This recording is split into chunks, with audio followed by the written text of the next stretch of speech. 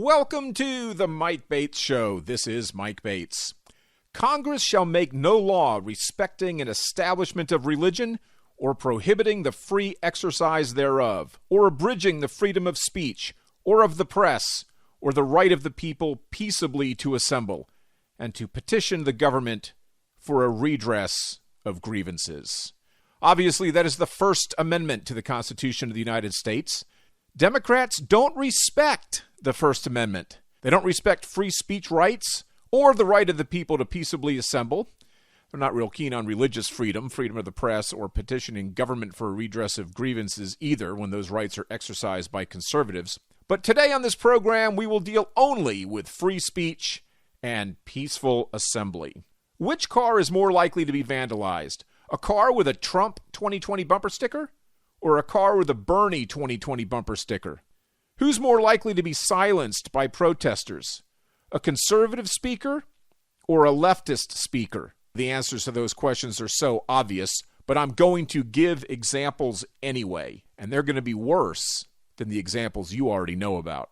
The problem we have is that Democrats today, not all of them, but many Democrats today do not believe in freedom. They do not believe in free speech. They don't believe in the First Amendment. A recent Harris poll showed that 40% of Democrats believe the Constitution does not protect what they call hate speech. A Rasmussen poll found 37% of Democrats believe there should be a ban on speech that most Americans find offensive. And 54% of Democrats in that poll think people who use offensive speech should be barred from holding public office. A 2019 poll by the Campaign for Free Speech showed 51% of Americans think the First Amendment is outdated and should be rewritten. And 48% believe hate speech should be illegal. Unfortunately, that poll was not broken down by political affiliation, so we're not quite sure where those fall ideologically, although we can extrapolate and assume more Democrats than Republicans want to infringe on free speech rights. The Cato Institute conducted a poll in which 40% of respondents said government should be able to prevent hate speech, and 51% of people who self-identified as liberals said it is okay to violently attack Nazis.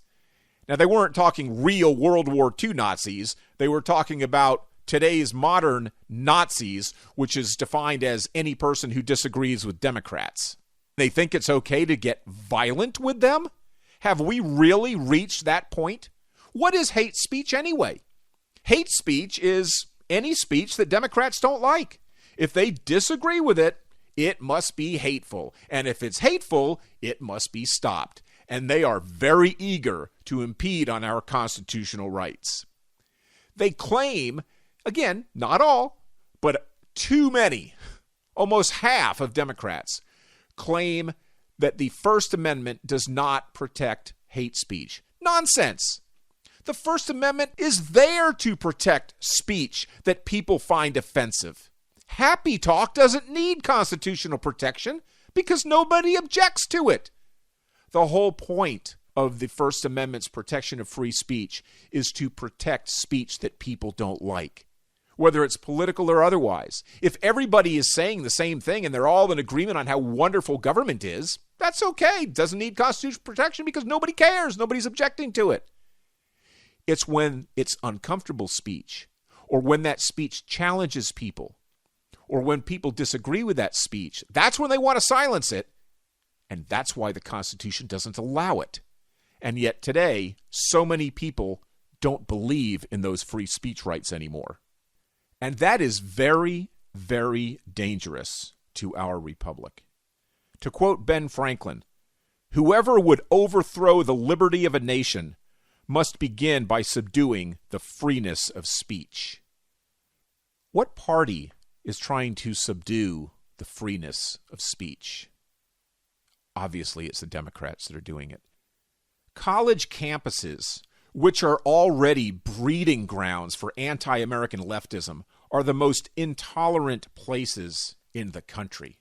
You've heard some examples, but here's some you may not have heard. Now, this first one I'm going to talk about, pretty well publicized. You've probably heard it. But it was at UC Berkeley. Milo Yiannopoulos was scheduled to make a speech.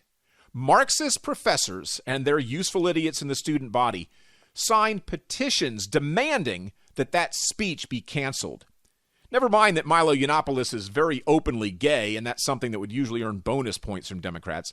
But Milo Yiannopoulos is a conservative. And in the minds of today's woke Democrats, being a Republican is the greatest crime against humanity that can possibly be committed.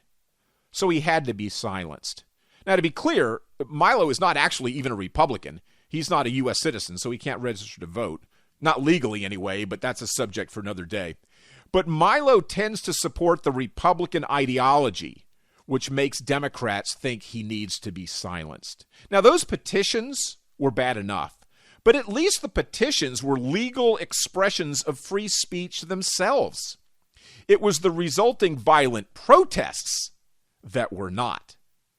A bunch of leftists at UC Berkeley set fires, assaulted conservatives, attacked the police, damaged quite a bit of property, and the result?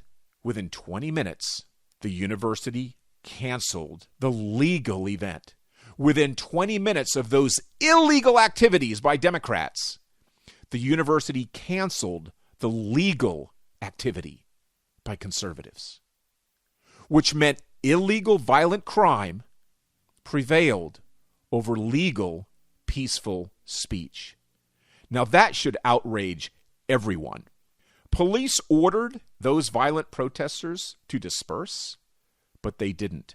They continued their protests for hours and even moved the protests off campus into downtown Berkeley, where they caused over $100,000 in damage and continued to commit felony battery against innocent people. Very few, too few, were arrested for it. Ann Coulter was also invited to speak at Berkeley, but university officials canceled that appearance because they feared the violence. But those aren't the only two speakers, and Berkeley is far from the only school. Conservative speakers have been denied the right to speak by violent Democrats or by fear that Democrats would become violent at campuses all across America. The list of conservative speakers who have been silenced on college campuses by the intolerant left is far too long to read here, but here's just a few names you'll recognize. Milo Yiannopoulos, Ann Coulter, we just mentioned them. Ben Shapiro, Candace Owens, Jason Riley, Steve Bannon, Jordan Peterson, Charles Murray, Gavin McInnes, Dinesh D'Souza, Richard Spencer, and Alan Dershowitz. And he's not even a conservative. He's actually quite liberal. But he's had the audacity to defend the constitutional rights of Republicans, and therefore the crybaby leftists consider him to be the enemy. Now, you could try to dismiss these disgraceful un-American acts of censorship because the speakers were opinionated agents provocateurs. But what about the disruptions of elected officials? Republicans get shouted down often. There's also a slew of former officials of the Bush administration who've been shouted down on college campuses. How many former officials of the Obama administration have been shouted down? None.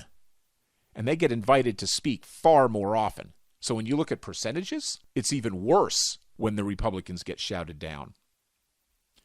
And what about foreign elected officials? In 2016, Israeli Prime Minister Benjamin Netanyahu was participating at a symposium on the campus of Georgetown University in Washington, D.C., when immature losers disrupted the event by shouting that he was a war criminal and a slew of anti-Semitic pro-Palestinian slogans. Now here's the list of leftist speakers who have been silenced on college campuses by conservatives. All right, it's not good to have dead air on the radio, so I'll move on. But I did read the entire list. There's just no one on it.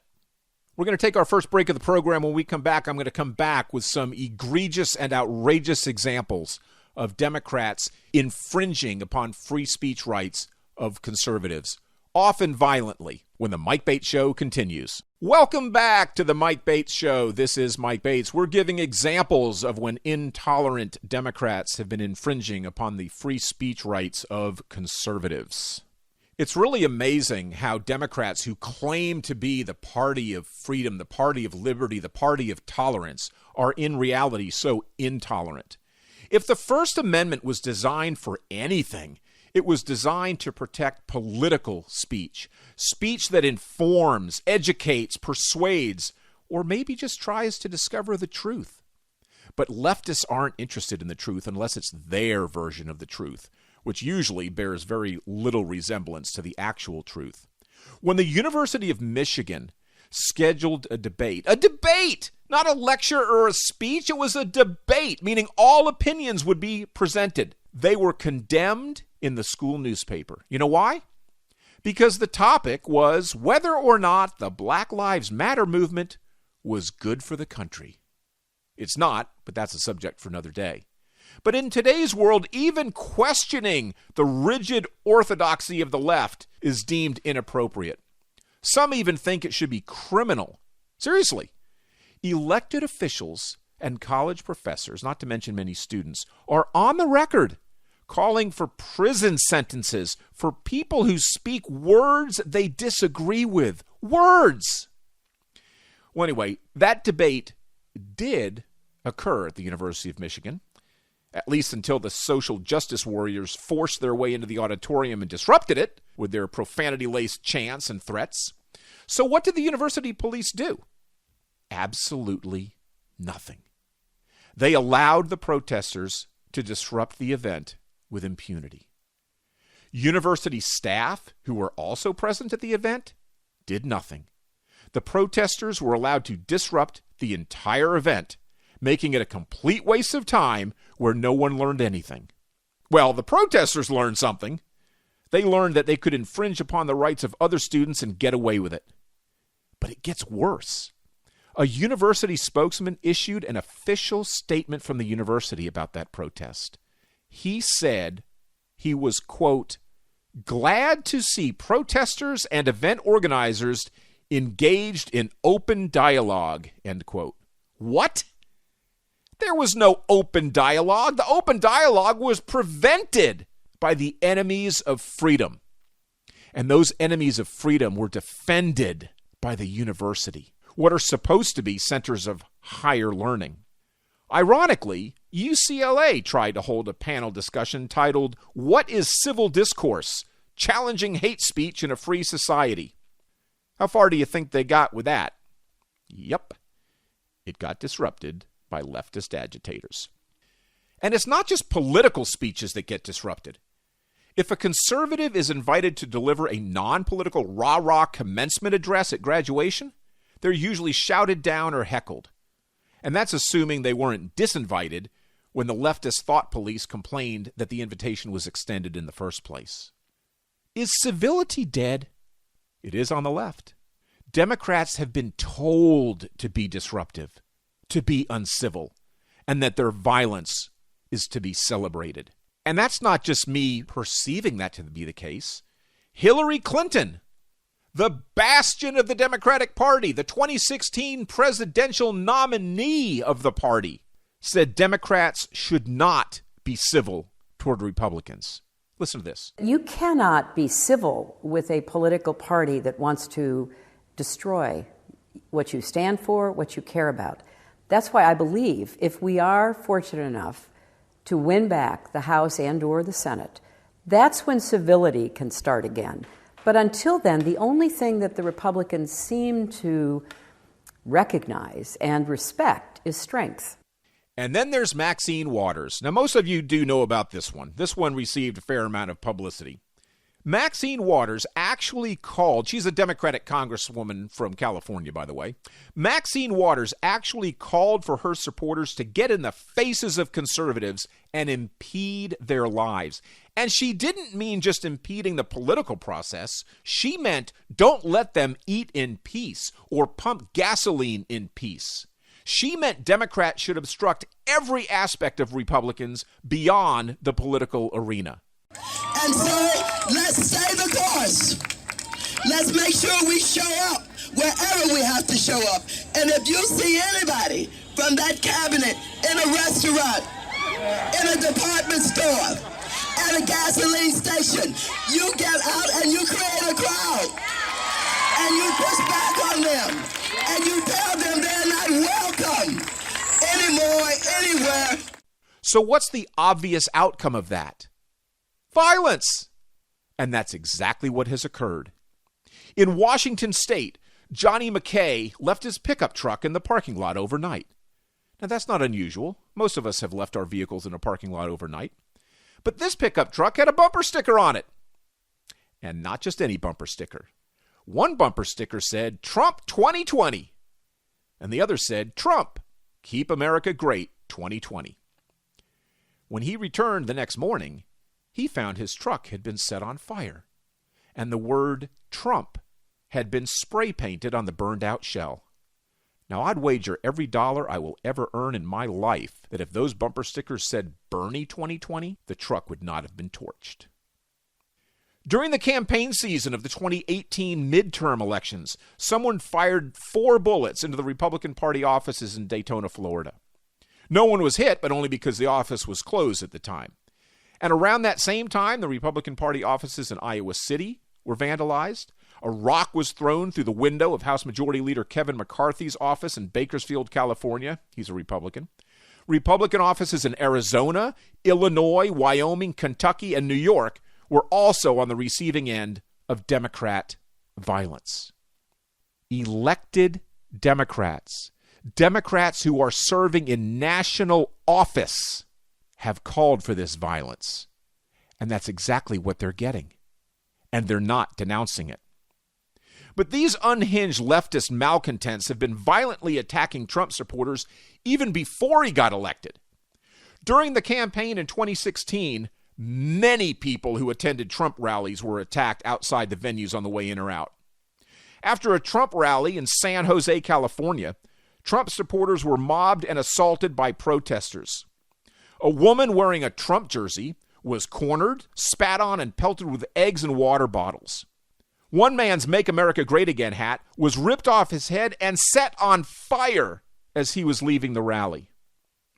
A few months before that, Trump held another campaign rally in Costa Mesa, south of Los Angeles, where Hillary supporters attacked Trump supporters, blocked traffic, and even smashed a police car.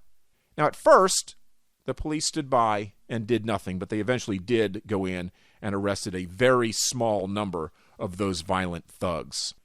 Remember when Matt Gaetz had a milkshake thrown at him as he was leaving a town hall meeting in Pensacola? Well, it wasn't actually a milkshake. It was initially reported as a milkshake attack because that was the tantrum du jour of the radical left, but it was actually a red slushy drink of some sort. Amanda Kondratyev clearly did it, and she really had no defense for doing it. And yet, because it received nationwide publicity, Democrats all across America, these are people who want Republicans put in prison for the words they speak. These people said that charges should be dismissed because Congressman Matt Gaetz deserved it. She was actually sentenced to 15 days in jail, 1 year of probation, and a $500 fine for her crime, which I thought was actually a little bit lighter. I didn't think she needed the full year that she could have gotten, but I would have sent her into jail for at least a month. But hey, I don't wear the robe. It's not my call. During the New Hampshire primary, a man slapped a 15-year-old boy. A grown man slapped a 15-year-old boy. You know what the crime was? He was wearing a MAGA hat at a Trump campaign tent. And this man just walked up to him and smacked him. A grown man assaulting a kid because he's wearing a MAGA hat. This is what Democrats think is proper political discourse? Can Republicans not even go about their lives in peace? Can Republicans not eat at restaurants without being attacked? Apparently not. I'll give you some examples when the Mike Bates Show continues. Welcome back to the Mike Bates Show. This is Mike Bates. We are discussing the violent Democrats who are infringing upon the rights of Republicans to, in many cases, just dine in peace. It's becoming more difficult for a Republican to simply go out for a meal. Remember when White House Press Secretary Sarah Huckabee Sanders tried to eat dinner at the Red Hen, that tiny restaurant in Lexington, Virginia? Well, the owner of that restaurant, Stephanie Wilkinson, was not at work at the time, but her cook called her at home to tell her that Sanders had just walked in and sat down at a table with 7 other people with whom she had a reservation. And the cook asked Stephanie Wilkinson what he should do. But instead of saying, feed her, which is the obvious answer, Wilkinson drove to the restaurant and told Sanders to leave, which she did, along with her party. So did that disgusting display of intolerance hurt the Red Hen as it should have? Well, apparently not, because a year later, the owner said that business was better than ever and that people were coming in from around the country to dine at the restaurant that refused service to Nazis. Is this really what we've become? The previous week, Secretary of Homeland Security Kirstjen Nielsen was dining at a restaurant a few blocks from the White House when about a dozen leftist jackasses from the organization Democratic Socialists of America showed up to chant, taunt, and harass her while she tried to eat. A diner at the restaurant had seen her and sent a message to the Washington, D.C. chapter of Democratic Socialists of America telling them that Nielsen was eating at the restaurant. So these leftist jackasses did what evil little socialists do. They promptly deployed their brown shirt thugs to go harass an ideological opponent who's simply trying to eat. That harassment went on for about 15 minutes, and no one in restaurant management ever intervened or tried to stop the protesters. Eventually, Nielsen and her party paid the bill and left. And then the next day, Democrats all across America celebrated their victory over decency and civility as video of the incident posted on the Metro D.C. Democratic Socialists of America Facebook page went viral and motivated the uncivilized lemmings of the left to duplicate their disgusting tactics nationwide. In October of 2018, Senate Majority Leader Mitch McConnell was dining with his wife at a restaurant in Louisville, Kentucky, when some leftist malcontent threw food and yelled that McConnell should, quote, "Why don't you get out of here? Why don't you leave the entire country?" He then continued to yell about how McConnell was killing people. Texas Senator Ted Cruz and his wife were eating at a restaurant in Washington, D.C. when a bunch of leftist thugs surrounded their table and began yelling at them. Cruz and his wife got up and left, which was the wrong thing to do. Because when you get up and leave, you surrender and you let the bullies win. And that only encourages them. Shouldn't people be allowed to eat in peace? Not according to James Thomas, an assistant professor of sociology at the University of Mississippi. After that incident, he tweeted, quote, "Don't just interrupt a senator's meal, y'all. Put your whole damn fingers in their salads. Take their apps and distribute them to the other diners. Bring boxes and take their food home with you on the way out. They don't deserve your civility." End quote. Now, to be clear, not every Republican gets kicked out of every restaurant where he tries to get a meal. For instance, in August 2018, Attorney General Jeff Sessions was in Houston on official business when he went to El Tiempo Cantina to get a bite to eat. Like any decent restaurateur, Rolando Lorenzo served him dinner. And then his son posed for a photo with Sessions. So far, so good, right? Yeah, but only because the social justice warriors didn't know about Lorenzo's crime against immigrants. And I mean that very sarcastically. But the owner's son posted that photo to social media. And that triggered the left's army of keyboard warriors. The restaurant social media accounts were flooded with hate, death threats, and a call to boycott El Tiempo Cantina for their crime of a Mexican restaurant serving dinner to a Republican. And the owner even said he wasn't taking any political position. He was just serving a customer, something that he's in business to do. But Democrats don't tolerate lawful commerce when that lawful commerce involves Republicans. When Congresswoman Marsha Blackburn was running for the U.S. Senate in 2018, she rented a space at a restaurant in Tennessee to hold an event. The restaurant was then boycotted by intolerant leftists who have to politicize everything. The restaurant owner said some people went to social media and said they loved the food, but would no longer go to the restaurant because he had the audacity to serve food to a Republican candidate for the U.S. Senate. But that boycott wasn't the end of it. The restaurant owner said he was called a Nazi, an abuser, and had his life threatened, and said his staff was attacked by these ne'er-do-wells. The owner even said that he wasn't endorsing Blackburn and would gladly have rented the same room to a Democrat opponent. He said, when people come in and order food, we sell it to them. We book events for all sorts of things, including charities and business alliances, social organizations, and such. We do not discriminate on race, religion, or political affiliation. We are a family restaurant, and we treat everyone as family with integrity and respect.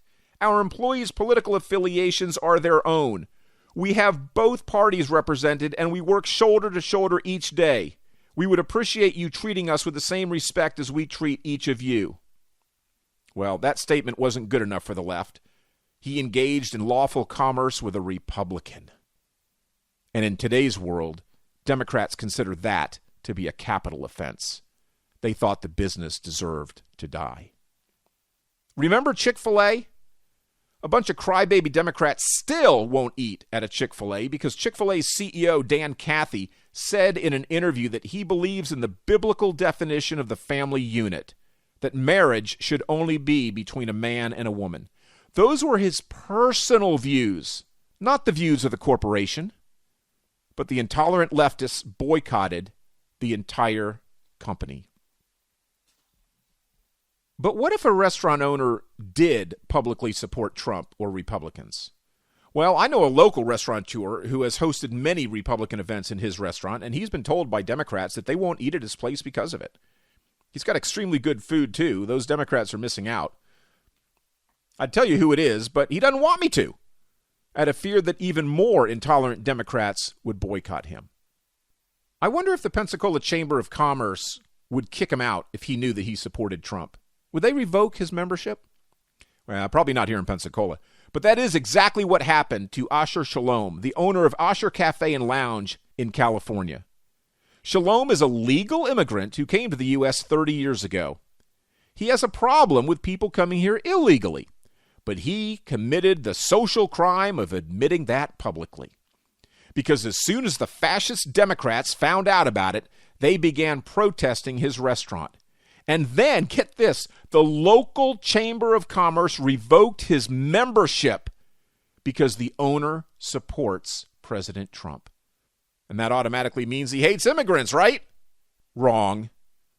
The majority of his 70 employees are immigrants. But since when do facts ever matter to radical leftists? Welcome back to the Mike Bates Show. This is Mike Bates. I was intending to spend this segment talking about the 11th Circuit Court of Appeals' terrible decision on Florida's Amendment 4. This is the restoration of voting rights for felons, but it doesn't look like I'm going to have time to do that today, so we'll do that next week, because I've got other egregious examples of Democrat violence that I want to share before this program's over. In 2018, when Andrew Gillum was running for governor of Florida, one of his interns, this isn't just some supporter who bought a yard sign and had a bumper sticker on her car. This is an intern with Andrew Gillum. She was a student at Florida State University. She committed battery on a group of college Republicans on the campus and kicked down their Ron DeSantis for governor signs. Fortunately, it was all caught on video, so the criminal was charged. And I'd play the audio of the video here, except that the violent socialist has such a filthy mouth that it would pretty much be one continuous beep, beep. You wouldn't really hear anything that she's saying. Around that same time, Halloween night, 2018, an 11-year-old kid went trick-or-treating in Grand Rapids, Michigan, dressed up as the scariest Halloween costume possible. This 11-year-old kid was dressed up as President Trump. Things were fine until he knocked on the door of a deranged leftist who threw candy at him and threatened him. An 11-year-old boy with violence. Congressman Andy Harris, who's the only Republican congressman from the People's Republic of Maryland, he represents the Eastern Shore where the people haven't been so badly poisoned by the proximity to Washington as the rest of the state.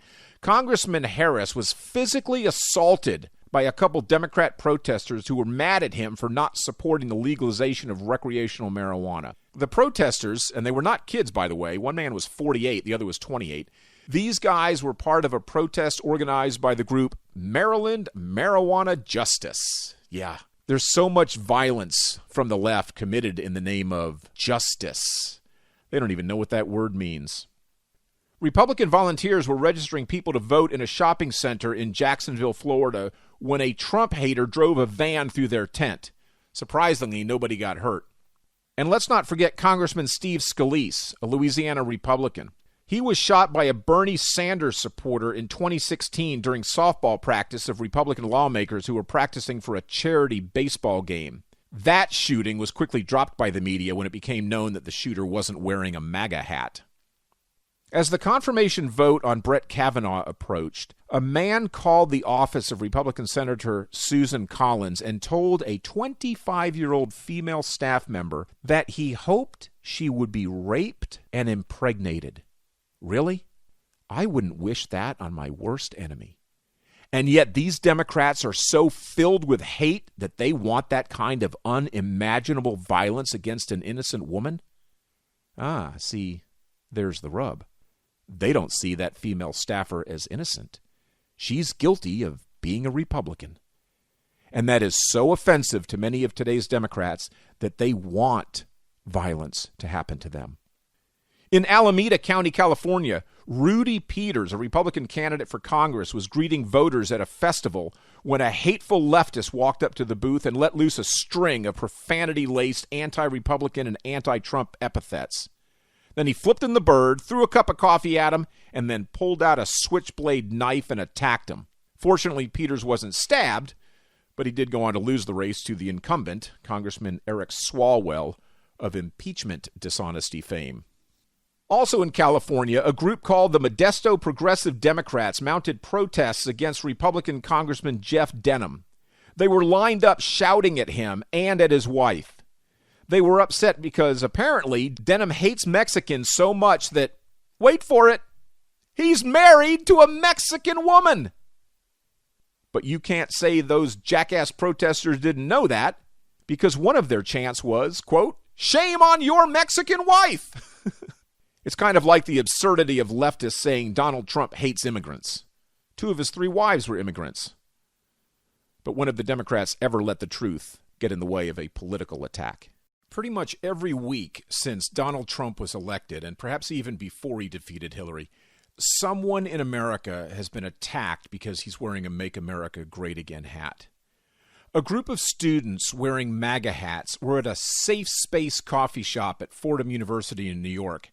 Now, I'll resist the temptation to ridicule the whole safe spaces on campus absurdity because we're running out of time, but these students were in the student-run Safe Space coffee shop on campus discussing finals. They weren't even discussing politics. They were quietly discussing finals when an intolerant social justice warrior who worked there got in their faces and shouted demands that they leave. She yelled, "Get out! I'm protecting our customers. You're wearing hats that completely violate Safe Space policy. You have to go. Fascism, Nazis." She demanded that they leave, and they left. I wouldn't have, but that's me. And I don't just mean me now. I wouldn't have left when I was in college either. In fact, I'm the kind of guy who, upon hearing about it, would go to the coffee shop wearing a MAGA hat in the hope that I'd be told to leave. I don't even own a MAGA hat, but I'd buy one to do that. The coffee shop's Safe Space rules state that they celebrate diversity, that they are tolerant of all genders, all sexual orientations, all races, all classes, all experiences. Well, as usual, that tolerance applies only to leftists. It does not extend to conservatives. A teacher at River Ridge High School north of Atlanta demanded that a couple of students turn their shirts inside out because the shirts had Trump's campaign slogan, "Make America Great Again," on them. She compared that slogan to Nazi swastikas, and since she wouldn't allow swastikas, she wouldn't allow Make America Great Again either. The students did as they were told. But both the principal and the superintendent later said the shirts did not violate the dress code, and the teacher was wrong to demand their removal. Now, if I was one of those students, there is no way in hell I would have turned my shirt inside out. None. Now, I can respect authority, but when authority is abused, it doesn't deserve respect, and it doesn't deserve compliance, and there is no chance I would have turned my shirt inside out. None. Even though I would have been right, I probably would have gotten into trouble with my parents for it when I got home. But once the principal and the superintendent confirmed it was a legal shirt, I would have worn it every single day to her class. Seriously, every day. Maybe not every day to every class, but I'd put it on just for her class. A 24-year-old Trump supporter violated the Democrats' dress code by riding the subway in New York City while wearing a MAGA hat. A man had been eyeing him and eventually moved to the seat across from him on the train and stared at him. After a while, he asked, "Are you a Trump supporter?" When the victim responded yes, the deranged Trump-hating leftist jumped up, lunged at him, and put him in a chokehold. Unfortunately, the criminal ran off the train at the next stop and was never caught.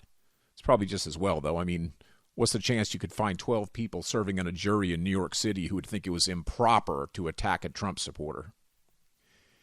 In Bloomfield, New Jersey, a 62-year-old man was walking down the street minding his own business when a man pulled up to him in a car, jumped out, asked why he was wearing a Trump shirt, cussed at him, and then proceeded to beat him with a crowbar. Police never did catch that violent Democrat. Remember when a man was wearing a MAGA hat to a bar in New York and was refused service? Other people at the bar were wearing baseball caps. So it wasn't a violation of the dress code. It was just an intolerant leftist bartender who didn't even own the place. It was just an employee who took it on himself to turn away a customer just because that customer held different political views. That case actually ended up in court because the man sued. But a New York judge ruled that political affiliations were not a protected class under New York law. Creed is a protected class, but political affiliation is not. So the man tried to argue that his support for Trump was spiritual and therefore it was his creed, but the judge didn't see it that way. That story made national news because it went to trial. But an identical case happened in Sarasota that never made much publicity outside of Florida. But what about school kids? Can kids wear Make America Great Again hats to school? Well, in 2019, a high school in Martin County, Florida, which is between West Palm Beach and Port St. Lucie, held a fundraiser for the March of Dimes in which students could make a donation in exchange for the right to wear a hat to school that day. Apparently, the dress code usually prohibits hats. Well, anyway, one 14-year-old student made the donation, and on Hat Day, he put on his MAGA hat. As soon as he boarded the bus to go to school that morning, the bus driver told him to take it off. He didn't. So the bus driver removed it for him.